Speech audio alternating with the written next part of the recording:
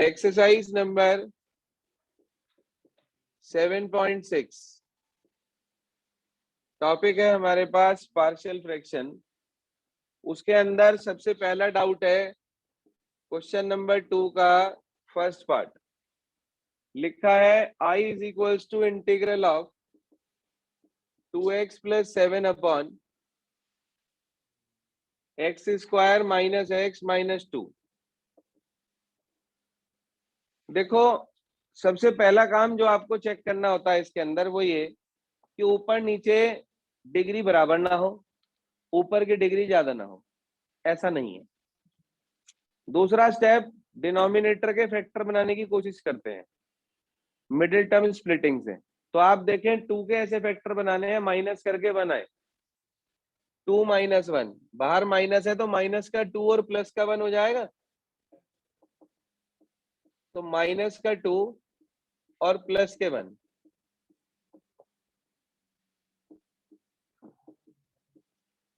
To x plus 7 upon x minus 2 x plus 1 equals to a upon x minus 2 b upon x plus 1।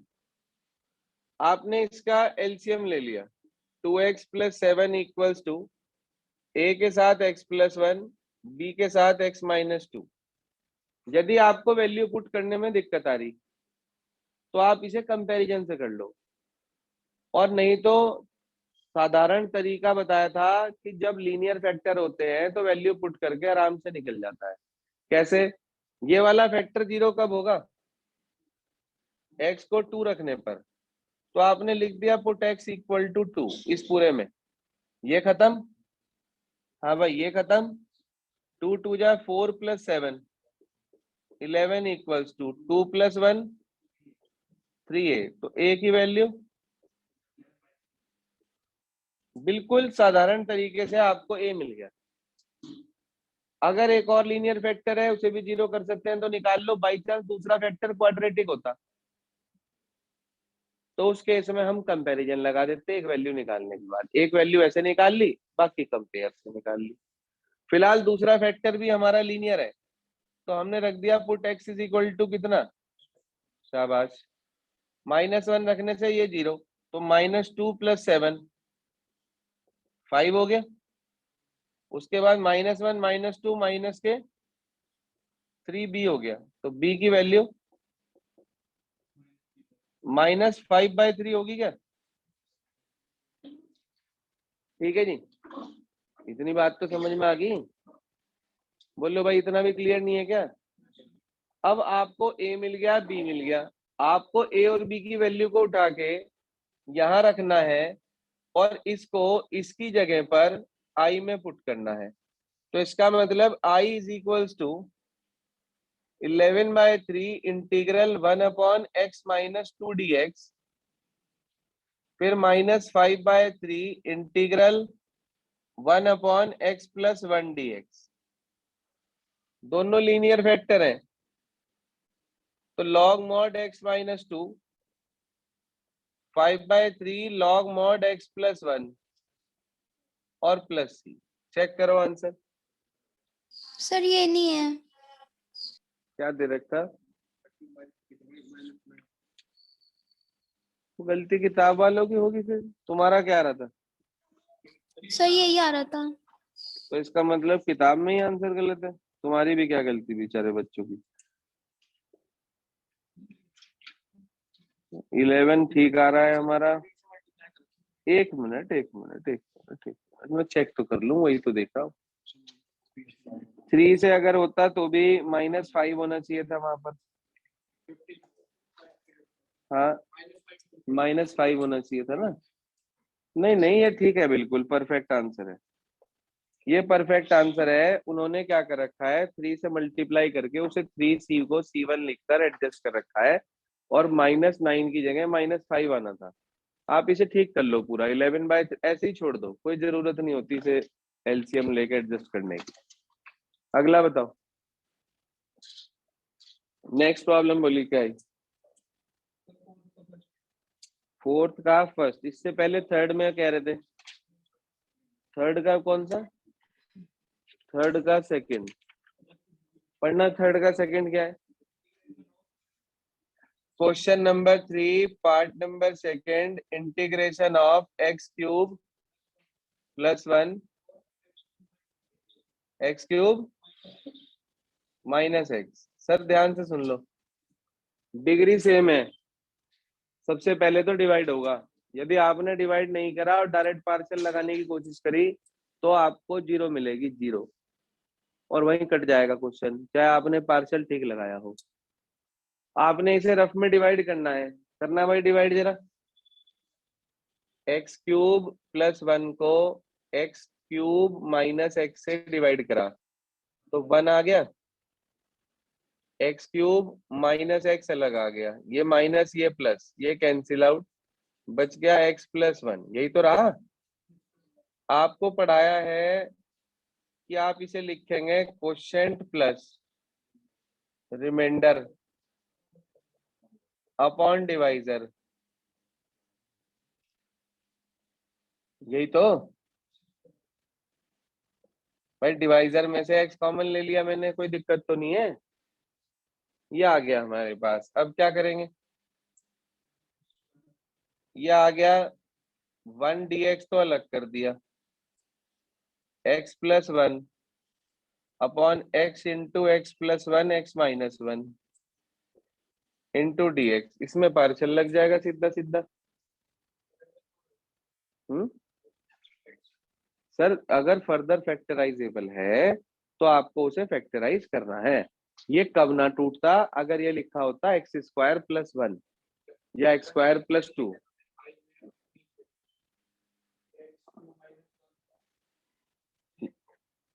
इसमें से minus common ले लिया ना, x common ले लिया, ये आ गया, इसमें ए प्लस बी ए माइनस बी के फॉर्मेट में लिख दिया इसको।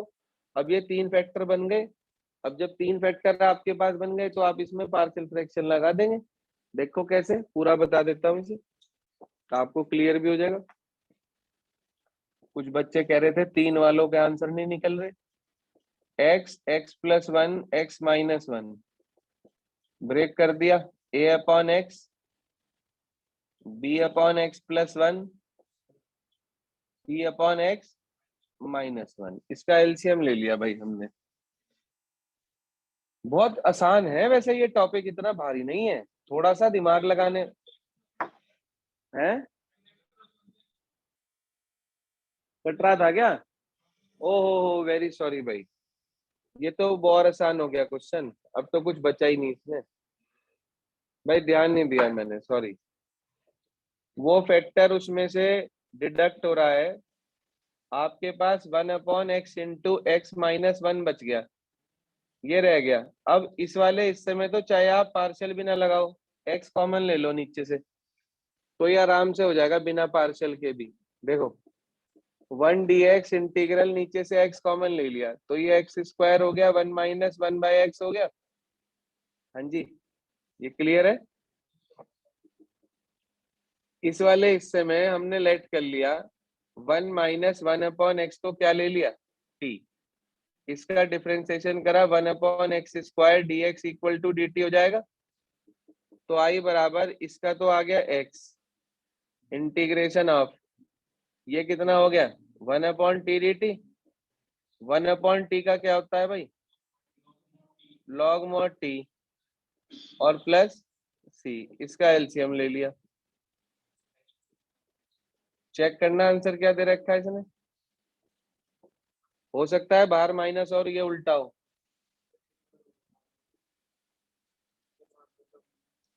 कहाँ से भाई, या तो आप इसमें पार्शियल लगा लो, ए अपॉन इतना बी अपॉन इतना, कहा के पार्शियल लगा लो, बात खत्म।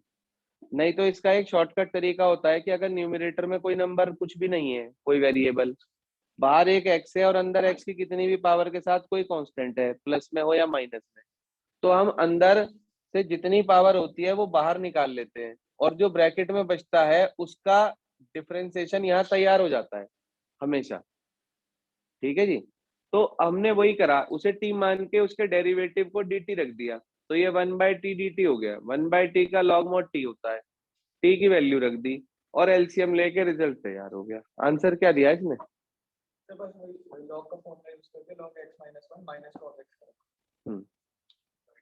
वो माइनस प्लस कर रखा है, वो एक्चुअली माइनस प्लस कर नहीं रखा उसने। वो जब a अपॉन b अपॉन करके लगाते हो ना, तो वो वैसे ही आता है। हमने इसको बिना पार्शियल के करा शॉर्टकट तरीके से, तो इसलिए हमारा वो ऑटोमेटिकली एडजस्ट हो गया है। बात एक ही है, दोनों आंसर सेम है। ये आपके पास है थर्ड का सेकंड पार्ट। इसके बाद फोर्थ का फर्स्ट।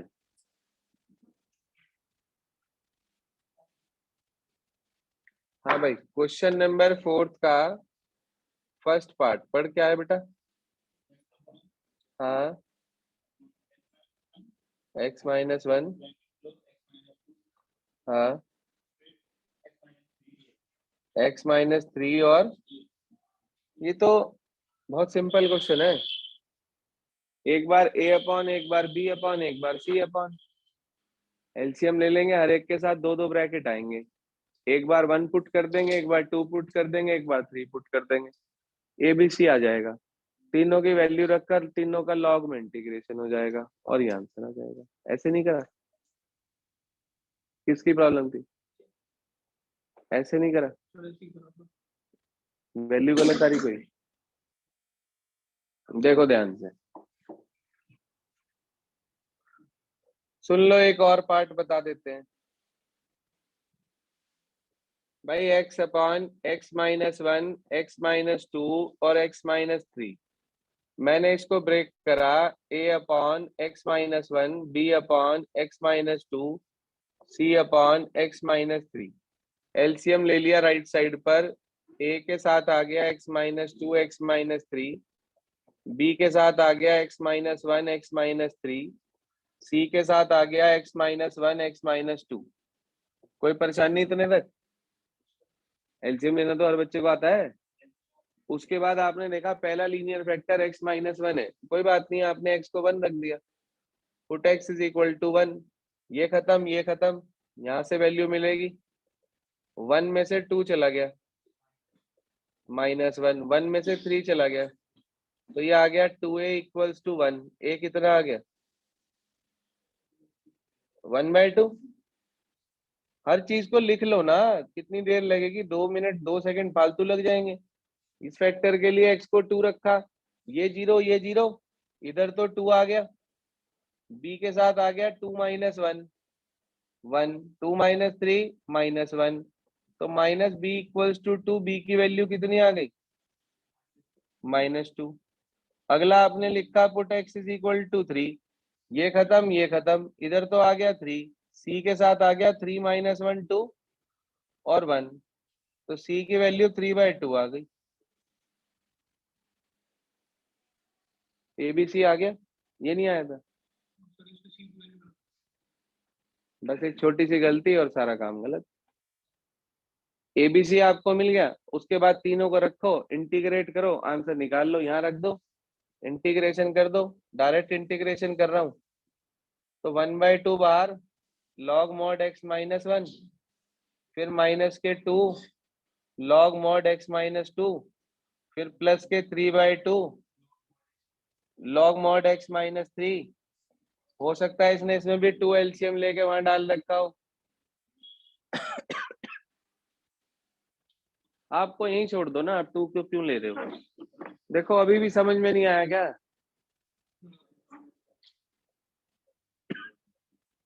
सारे क्वेश्चन में एक ही फंडामेंटल है। सबसे पहले जब भी पार्शियल का क्वेश्चन आपको कहीं दिखाई दे, आपको ये चेक करना है ऊपर नीचे की डिग्री बराबर या ऊपर की डिग्री ज्यादा तो नहीं है। अगर ऐसा है तो सबसे पहले आपको डिवाइड करना है। उसके बाद डिनोमिनेटर के अगर फैक्टर्स बन रहे हैं तो फैक्टर्स बनाकर आपको पार्शियल फ्रैक्शन लगाना है।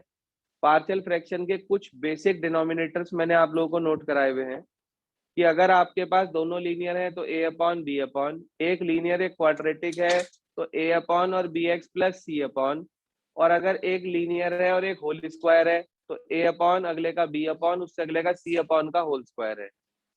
ठीक है, क्यूब वाला भी इसी तरीके से आपको समझाया था। दोनों क्वाड्रेटिक है, एक्स स्क्वायर प्लस ए एक्स स्क्वायर प्लस बी, तो ए एक्स प्लस बी और सी एक्स प्लस बी।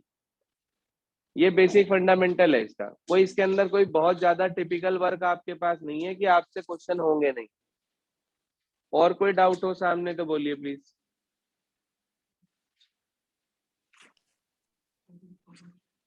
फिफ्थ का sir first part, second, sir second. Fifth का सेकंड भी ऑनलाइन से, फिफ्थ का सेकंड की भी प्रॉब्लम आई है। चलिए फिफ्थ का फर्स्ट पार्ट देखिए पहले। क्वेश्चन नंबर फिफ्थ का फर्स्ट पार्ट क्या लिखा है, पढ़ना जरा। 5x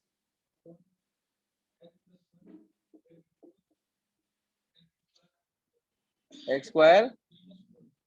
बस इसमें क्या गलती करते हैं बच्चे, वो क्या करते हैं, a अपॉन तो x+1 और bx प्लस सी अपॉन एक्स स्क्वायर -4। गलत। क्यों, ये तो फर्दर फैक्टराइजेबल है, x+2 है x-2 में,